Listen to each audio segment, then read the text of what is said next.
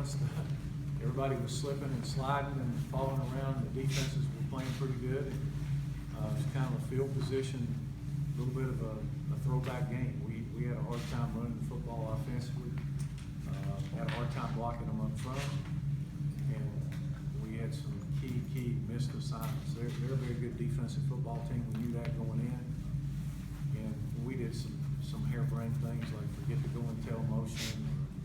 Guys would block the wrong guy. We missed a ton of reads on the option stuff. And when you do that against a good team, you get behind down the distance, and it's hard to come back. Questions for Coach Johnson? Can you talk about Diedrich kind of getting a little redemption there at the end and his Yeah, game? you know, I was telling somebody earlier, I don't think Diedrich has fumbled the ball the whole camp. And we kind of had a little momentum, and it kind of found a little something to get the B back involved running the ball. And you know, just kind of squelched all the momentum and killed it, you know, with that fumble. But that happens. You know, they had some as well. It actually cost them the game probably coming the ball up. Did it surprise you how difficult it was for you guys to run the ball? Yes, and I think there's a myriad of reasons for that. I think that one, they were really physical up front, and I don't know that we got two reads right on the option.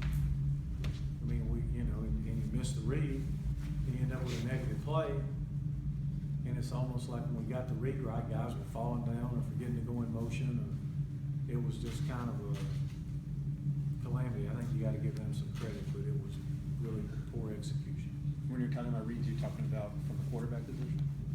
Is that, given he's been in this offense for a while, is that sort of surprising a little bit? Well, it's surprising, but I think that they were giving him some looks, and it was hard to play offense out there. I mean, about you know, their I formation down to the running might have been a little easier, but for us, we're more kind of precision and spread it out and read it and pitch it around. And it's hard to do when guys are slipping and falling. I don't think we ever had a pitch back catch one full speed, you know, on the option plays or and you know, there was one third down play where he checked the option to the right there in the second half, and the guy don't go in motion. I mean, you know, he gets tackled over there on our bench. There's nobody on the pitch if the guy comes in motion. Made a great check. He caught him overloaded to the field. He rolled it too deep and came back, got the read right, pulled the ball, was ready to pitch it, and the guy don't come in motion. You know, the second series, we take the first series and go down the field and score, hit a couple of big play action passes. Second series after the punt return, got great field position. In the first play, we hold a guy that not even we're supposed to block. I mean, you know, not his guy. So just things like that, and against a good defense, hard to overcome. You know, you're not going to make a lot of first and 20s on that. Kind of ironic. I mean, a run-dominated offense, and you guys were pretty much risky by some passes from Justin today. Well, you'd like to hope that you could do both when you have to. And you know, we had some kids make some plays. Can you talk a little bit about the 4th and 20 and the decision there to go for There it? wasn't no decision. I mean, we scored with 35 seconds, so I don't know that we'd have had enough time. You know, if you get the ball back, you got 2 timeouts. If you don't make it, you take your 2 timeouts, you're going to get it back. But there was no way I was going to punt the ball. Did you see something on the previous play that set Yeah, up they're that call? playing too deep. So we, you know, tried to play, send 4 verticals, and see if we could read the half-field safety, and that's what happened. Can you talk a little bit about the defense, you know, they got some turnovers today, and Yeah, we were fortunate. I mean, you know, we got some turnovers in key spots. They moved the ball probably better than they moved it. And, you know, once they got down on our end of the field, we were able to get some turnovers and get some stops. And, you know, we gave up the big long run. It's just inexcusable. We had some guys running under blocks. So like I said, they weren't perfect either by a long stretch. So we got a lot to work on, but the bottom line is we want to know that's about good as you can be right now. So You always say you don't really know much about your team, obviously, until you play a game. What do you? well, I think that we'll be a much better team next Saturday. you know, you feel like you got guys who played, but even though Brian played at left tackle, you know, he forgot to pull on 3 options at left guard. I mean, it was, I'm talking about just stuff that's hard to fathom. And I'm not picking on him, I'm just saying, you know, he hadn't played a bunch there. When we were driving that last drive to score, they were playing man, we were trying to slip the fullback out in flats. They line up in a 3-4 defense, and we turn the end loose.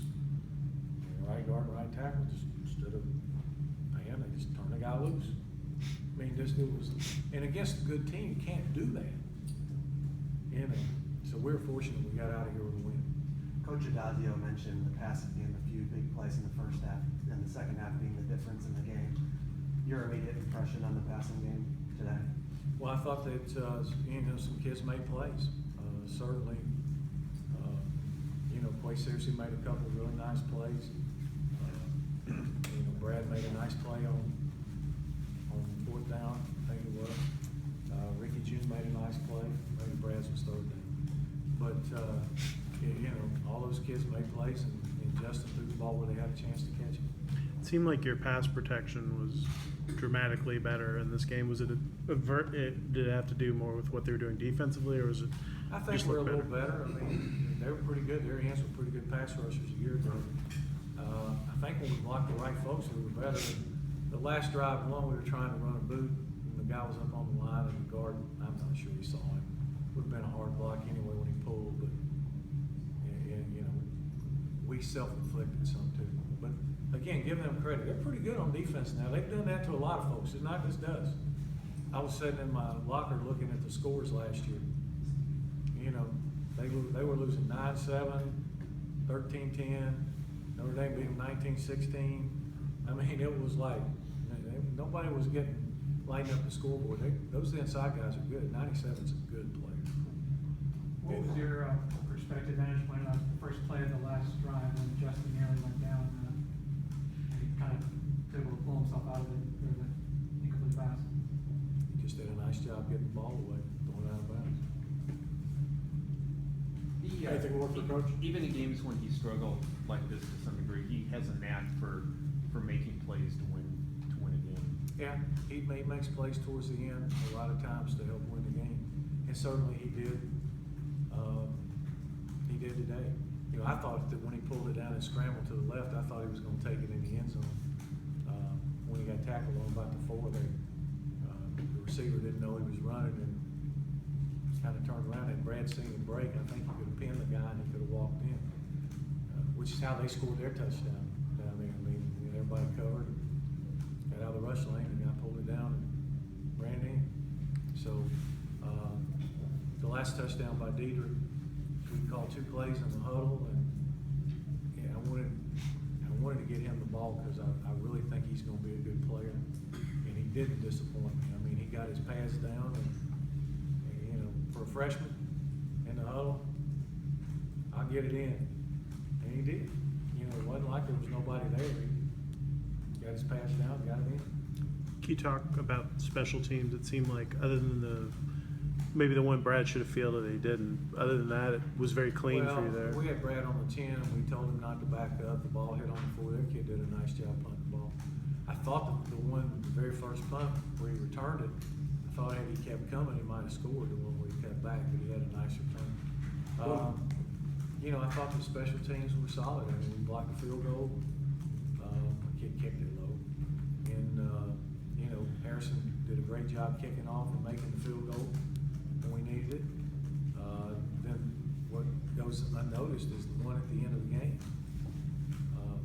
You know, there was some discussion. The coaches asked me if I wanted a sky kick, and I went to him. I said, "Can you kick it out in the back of the end zone?" He said, "Yeah." I said, "We'll kick it. There's no use to sky kick when they can't return it."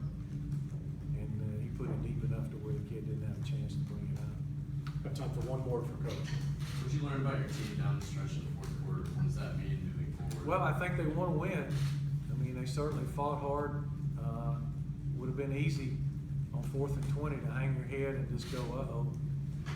And kept playing and found a way to win. And just like in the 4th quarter, the defense found a way to stop them there. We hadn't exactly been stopping them. And when we had to get the ball back, we got them 3 and out.